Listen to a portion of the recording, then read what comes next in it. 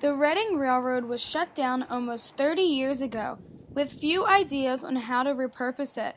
The railroad stretches over 3 miles and used to be Philadelphia's main link during the industrial times. It was a major deal, and along the Reading Railroad was Matthias Baldwin's locomotive works, and they built a lot of trains, and it really made major industry here possible. Temple University's Department of Landscape Architecture and Horticulture used this site to base their students' studio designs, but for 2 Temple alums, this in-class project had potential to form into larger designs.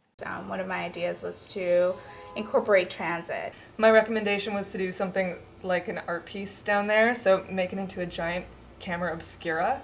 The alums, alongside with their partner Susan Kolber from the University of Penn, received a Student Award of Excellence from the American Society of Landscape Architects for their Above, Below, Beyond project. Students sort of taking work outside of the classroom is a really valuable thing.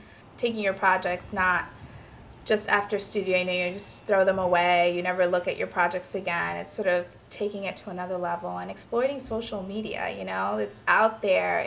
The buzz over the railroad is beginning to gain attention after Amy and Diana joined a Kickstarter campaign last year that raised over $6,000. Repurposing the Reading Railroad is still a work in progress. For more information, go to abovebelowbeyond.org. Reporting for Temple Update, I'm Gina DeLeon.